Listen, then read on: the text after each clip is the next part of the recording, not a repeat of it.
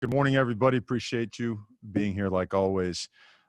Wrapping up our Wednesday practice, ending with 2-minute drill like we always do. And, you guys know how we do it. We really get after it, full padded practice for a couple of hours, working all situations, multiple personnel groupings, and preparing our final real physical practice for Washington State. So questions, please. Eric Scopel, 247 Sports. All right, I wonder if we can just start with any update on the tight ends and then a question on why Stephen Jones didn't start the game. Obviously came in and played. I wonder if there was an explanation for that. Tight end situation of this game will be the same as last game. Stephen Jones, for us, we consider him a co-starter. All six of those guys played. When I say all six, the tackle positions played just about even reps, all three of them. So he's part of the starting rotation. Ryan Thorburn, register guard. Mario, it seems like Jaden Delora's kind of a perfect fit for Rolovich and what he's trying to do right off the bat. What are the keys, I guess, to stopping a freshman that, is so good at both areas of the field, running and passing? Well, probably your best chances are going to be just don't treat him like a freshman because he's not your average freshman. He's a very mature, very poised quarterback. He seems to the moment is not big at all for him. He's just very natural in the system, which obviously he's run before, but he can hurt you in every way. He understands where the holes are in the defense. He understands what to take advantage of in his offensive scheme. He could do it with his legs, his arm, get you in the right play. He just tremendous command of the offense. He really does. And he's an explosive playmaker, keeps plays alive, and has hit some really big things down the field. So, again, you just got to be at your best. You got to be really disciplined. You got to play hard and fast. Matt Preem, 247 Sports. Max Borge didn't play in that game against Oregon State. And what did you see from Deion McIntosh, and just kind of what does he bring to this offense and his playmaking ability at running back? Well, he fits their scheme really well. He's explosive, fast. He's dangerous as a receiver, out of the backfield. He's a guy that using their empty sets as well. He has that make you miss ability in a subtle way where he doesn't have to, just really get off balance to do so. He'll make you miss, put a foot in the ground and go. And he's a home run hitter. He's a guy that could take it to the house if he has space. So, but he sets up his blocks really well. He's patient when he needs to. He hits it hard when he needs to. Really impressed with him and knew him as well. Watched him play football in high school. Was a great player then, and he was really good last week. James Crapia, Oregonian.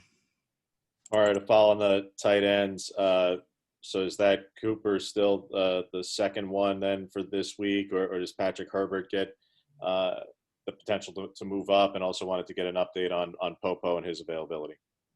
Yeah, Popo will not be available. Patrick Herbert is getting better. He's close. We feel the same way about Webb. We'll see where they're at come game time, but we could definitely count on seeing both Cooper and seeing DJ. Scopel. I know a lot of fans probably see run and shoot and the air raid and think maybe those are kind of similar. Can you kind of speak to some of the differences and what makes this a tough animal to tackle? Oh, they're different. I mean, they're certainly, one's predicated upon, I would say, maybe more what the defense shows you. The other one's more aggressive and kind of, I wouldn't be fair to say. I mean, they're just unique in different ways, in terms of their protections, in terms of the way they move the pocket. That's certainly different. The launch point changes a lot more in this offense than the air raid. The running game is much more diverse. At least in this particular one. I mean, you'll see tackle trap, you'll see dart, you'll see inside zone, you'll see counter, you'll see swing passes, a really good draw game, both quarterback draws and just regular halfback draws.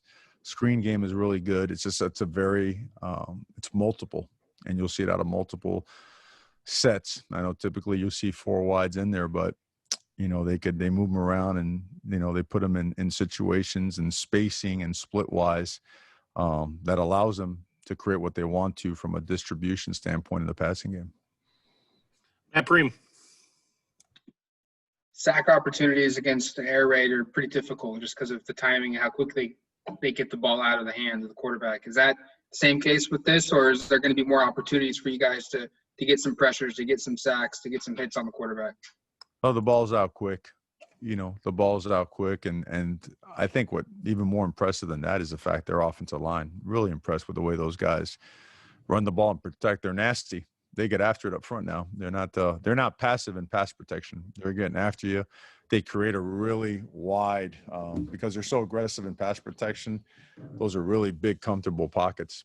Quarterback has time to set up and feel comfortable. And if somebody misses, there's so much space that he has time to make a decision or just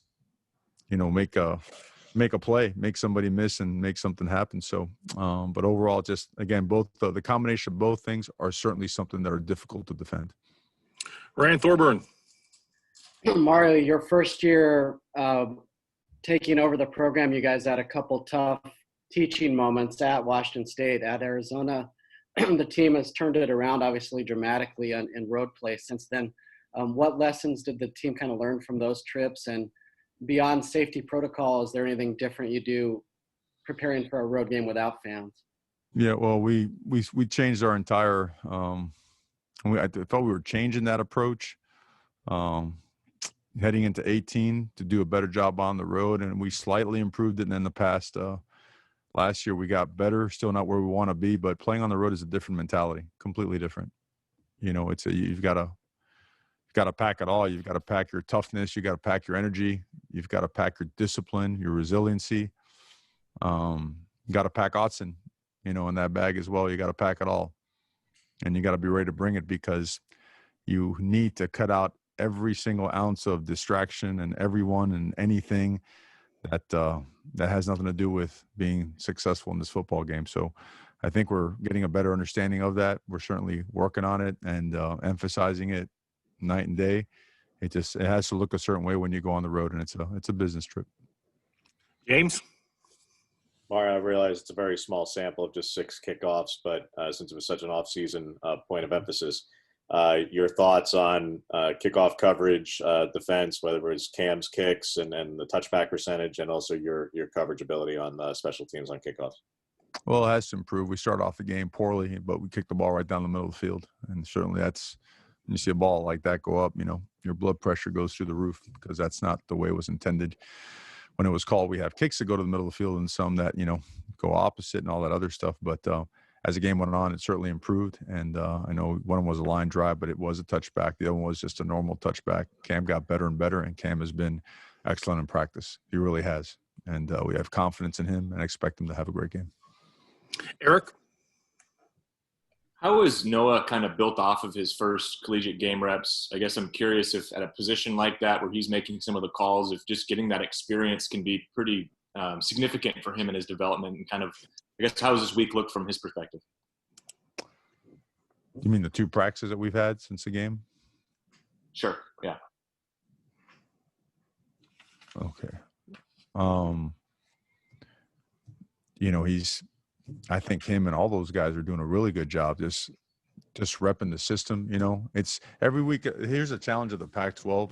You face some really different offenses week in and week out, so you're going to get consistent scheme and verbiage work, but you're going to see something different. So he's getting the kitchen sink thrown at him now.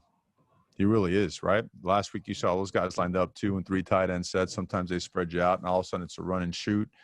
We don't look past this week, but I'm sure there'll be different stuff.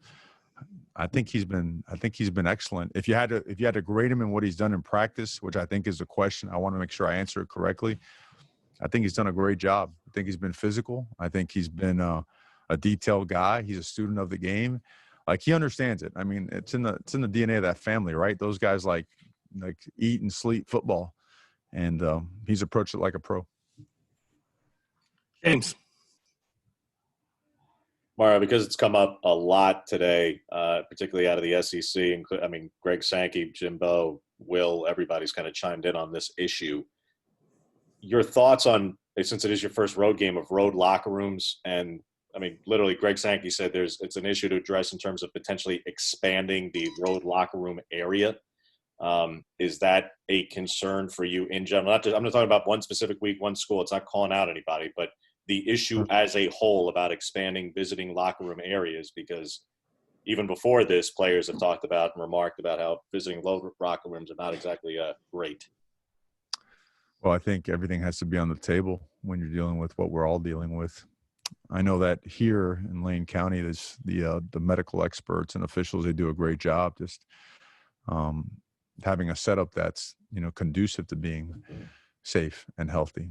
For example, our locker room's a mow, with every single shed and door open and all that stuff. So we that's the expectation when we're on the road. Our people have checked it out. We expect it to be safe, spacious, aired out, all the things that go with providing one. So I guess in answering the question, I would say that, all those things always have to be on the table because they matter. And if you read all the literature from the NFL and around the country, it's,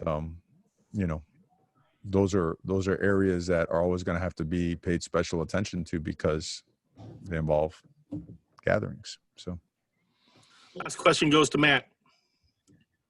What are the areas you just expect natural improvement from game 1 to game 2 from your team with so many new guys and young? You mentioned the young team. What's just the natural growth that you expect from week 1 to week 2? Well, in meeting with our team, well, I guess everyone has to improve, from our staff to our players, our trainers, our strength coaches, every player in the program. I think a big challenge to our defensive line, I think continued challenge to our offensive line, the trenches in general overall. Oh, man, you already know where I'm headed. I'm going to name everybody. So I apologize. I should do a better job with this. I'll have Patrick give me the questions from now going forward so I have a better answer, man. But we got to improve. We have to stay addicted to improvement. If there's just no other way. There really is no other way. It's game 2. Guys are focused. We have to just cut out all the outside noise, man, and go just get at it and stay on it and, go get better and play a really good football team that's played some really good football this past week at their place, and a place that we need to, do better. When we showed up there last time, we didn't do a very good job, and that's my fault. So I need to do a better job. Thank you, Coach. Appreciate your time. Good luck. Thanks, guys. Thank you, guys. You guys have a blessed day. Be safe.